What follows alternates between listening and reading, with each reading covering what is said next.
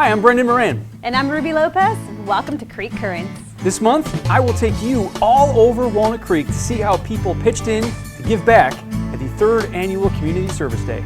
But first up, I visit another Walnut Creek tradition filled with food, rides, and a king.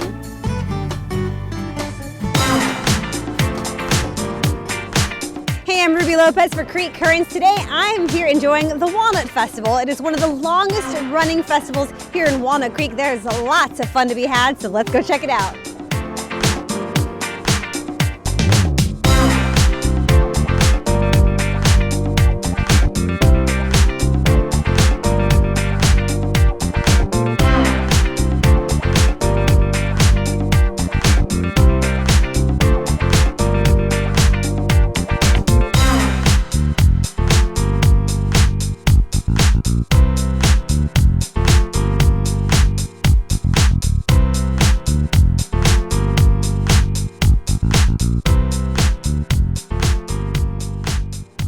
I just ran into Wendy DeVoe. Now, you're the past president of the Walnut Festival Association, right? Correct, thank you. Yeah. Now, which years?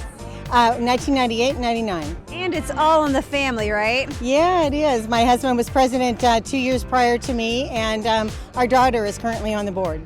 So share some of the rich history in the Walnut Festival. Well, the festival started we were incorporated in 1938. And the festival has been in Walnut Creek since that time. We took I think there was some time off that they took for the World War II. And the only other time that we have not had a festival was in the year of 9/11. But we also have a parade, which basically kicks off our festival. And the parade is done in downtown Walnut Creek. This year we had 7 high school bands competing for awards.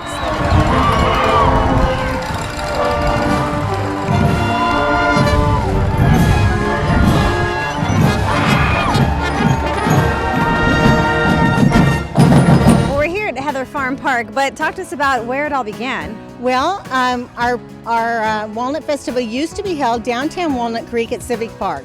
And in 1976, we bought some property, which we've since donated to the city, but we came out here in 1976 and started the Walnut Festival out here at that time, and we've been here ever since. Talk to us about some of the history then and how it compares to now. Well, I got to tell you, at that time when it was in Civic Park, from my understanding and of all the past presidents, that the whole downtown area, the business people, and everyone that worked downtown was all involved in the Walnut Festival. And now that we've moved out here to Heather Farm, we still have support from some of the business people, but not as much as it used to be when we were downtown. What are some of the same traditions that you can see and experience and feel here now? Well, I got to tell you, we still have groups, because we're basically we're a nonprofit organization, but we also provide a venue for other nonprofit organizations in the area to make their major fundraising for the year. So we have Lions Clubs out here selling beer, and they sell wine. And we also have Boy Scout troops, two different Boy Scout groups that help us with cleanup, and another one helps us with parking. And what we do is we give them a donation for those services that they provide to the Walnut Festival. Well, aside from all this fun and activities and festivities, you are also helping many organizations in the community, right? Tell us about that. We of course, being Walnut Festival, being a nonprofit, we help nonprofits, and to me, that's why I'm here as a president. I think it's great to be able to help nonprofits. You don't hear that much anymore, nonprofits helping nonprofits, but we've helped a lot of communities.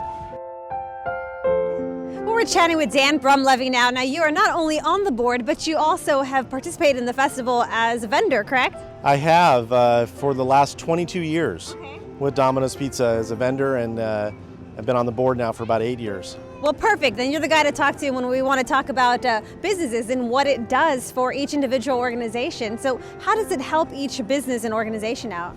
Well, as a business owner, I'm a Domino's Pizza franchisee. Just being able to to take part in the community and give back to the community. You know, we're a nonprofit organization, and be able to provide events like this to other nonprofits and charities, it's fulfilling to be able to give back in that regard. I found something everybody loves, cute, cuddly puppies. That's right. I'm here with Kate Montgomery, and you are founder of Dog Spot Rescue. And tell us about what it means to you to be here at the festival and what kind of, what it does for you. Well, we're really pleased to be here. This is our third year, and we average about 20 adoptions each year. So we take dogs that are on the euthanasia list at local shelters, and as other rescues have passed them by, we take the dogs that otherwise would not get out. Wonderful. So it really does a lot. 20 adoptions for the event. It's a great event. We post it up on our website so people know ahead, and but it gives a chance for dogs to be presented and for people to see what we have here. So why is it so great to have the Walnut Festival here in your community? Well, I came here and I saw my friends and we ate food, and I brought my friend because she just moved here and she thinks it's really great. So how cool is it to have something like this in your community that's safe, fun, really cool, fun stuff to do? it's amazing because it's safe, because they have like police around, and so it's just amazing. Well, so how important is it for you guys to be able to come out here and give back to your community by keeping it clean and everyone can enjoy the festival? Very important. It's important because the community does so much for us, and it's always fun to give back and help out other people. Well, I just found the Buman family here enjoying the festival. So what do you think about the festival? It's pretty great. It's our first time here and just excited to be here and check it out. So how great is it to have something like this in your community? That's exactly what we were talking about as soon as we got here, that we were so excited to find this. What a nice resource. Did you know? How did you find out about the festival? I think we'd seen some signs a few weeks ago around, but we had a bunch of friends locally who'd been here yesterday and today. We love the Walnut Festival!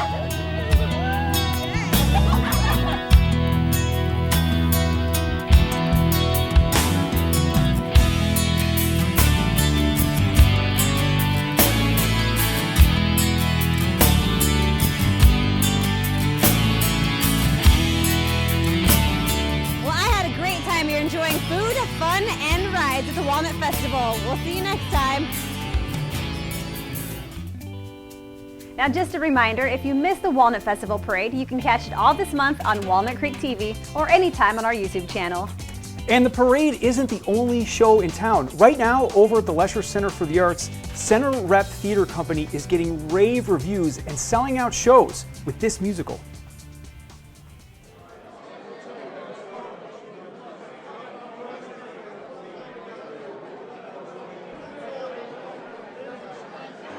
Ladies and gentlemen, Miss Ella Fitzgerald.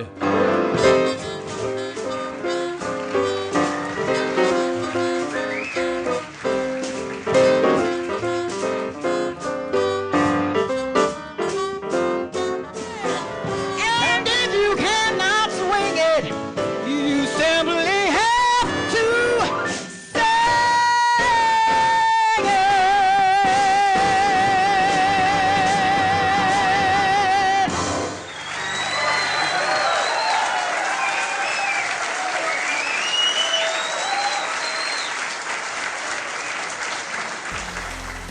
Now later this month, Center Rep will open the comedy Don't Dress for Dinner. Now this is actually the sequel to the hilarious and stylish sold-out hit Boeing Boeing. Which I saw and was very good and hilarious. So you will see the sequel then? First in line. Okay. And in a town where there's always something going on, I recently attended an event that's doing good work for our schools, our arts, and open space. Hey, I'm Brendan Moran for Creek Currents. Today I am in downtown Walnut Creek for the 3rd annual Community Service Day. There is a lot going on today, so let's get started. Oh, and it's my color too. Oh, Good idea. Thank you. Thank you. For your help today. This is gonna work out for me. Yeah, we're ready to go. Community service. Thank you. All right, I'm here with Mayor Cindy Silva. Mayor, thanks for having us. You got a lot of things going on today, right? We do. It's Community Service Day, and we have 61 projects going on all over the community, from schools to libraries to out in the open space. Tell me about it. How come this is important to you? I think giving back to the community, that's the core value of why I'm involved, and what a way to bring all these community members together on a single day so they can see the benefit of all this work that happens in just 4 hours. Right. How many people? So we'll probably have somewhere between 1,300 and 1,400 people today, and that's up about a third over last year. Wow. Which is really great. So Cindy, this is really becoming a tradition around here. This is the 3rd annual, right? This is the 3rd year, and we have a committee of about 15 people who work all year long to put this on, and they're very committed to this kind of community service and how this day works. And so if we can make it a long-term tradition, that would be great.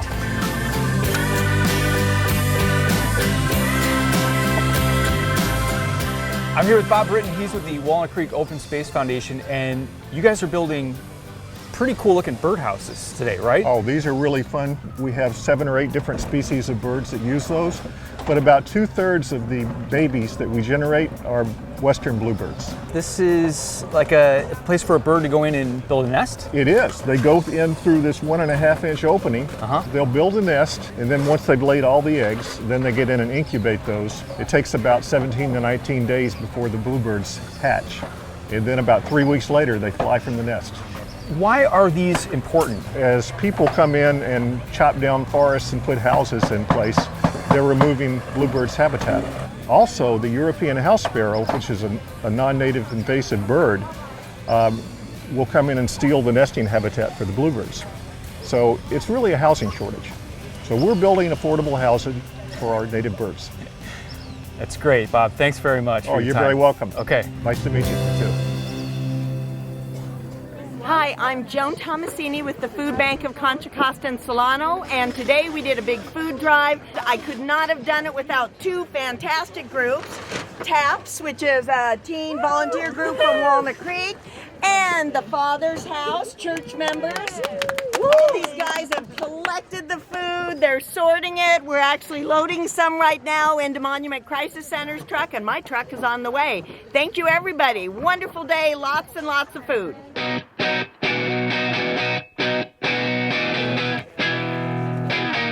I'm here with Chris Dana, and we're at Walden Park, and we're actually constructing a disc golf course today, right? That's correct. Can you tell me about it? Sure, this has been a project we've been working on for about 4 years. This is being done by a group called the Walnut Creek Disc Golf Club, which is anybody that's interested in disc golf and is local to Walnut Creek. What are we looking at here? This is actually going to be a course where people can play disc golf. Could you tell me a little bit about what that is? Absolutely. If you've got an arm and you've got a disc or a frisbee, you can play disc golf. And so what we have here, we're putting in a 9-hole course.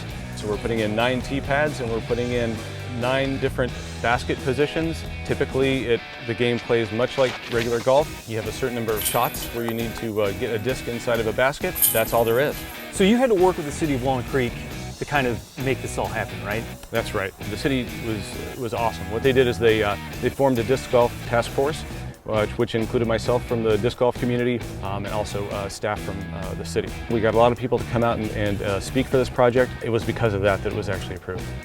All right, so when can I come out here and get some holes in? Tuesday, October 1st, it'll be open for play, so come on down.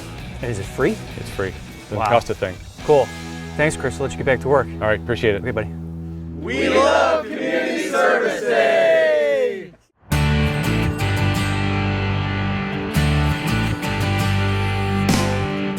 I'm here with Steve Eels. He is the project manager for a Habitat for Humanity construction project that's going on behind us. It's a pretty big project, Steve. It's pretty big. It's 10 homes, so there's 2 triplexes, which are across the way, and we have 2 duplexes. So can you tell me a little bit about Habitat for Humanity? How does that all work? Yeah, so Habitat started in 1976, and it's founded with the philosophy that each person/family deserves decent, affordable housing. It's just a myth that the families are given the houses. They actually have to meet 3 requirements, first of all. The first being need. The second one is willingness to partner. Each family has to agree to put 300 to 500 hours into their house or one of the existing Habitat developments. And then finally, the third is financial requirements. So these houses will not be sold at a market rate. So they'll adjust the mortgage rate so that it's never more than 30% of the monthly income. We think of it as a homeownership program, but also as a savings building program too. They're able to save for kids, for school, for life, all such aspects that everyone knows about. So you got some volunteers here, possibly with little to no construction experience, I imagine, correct?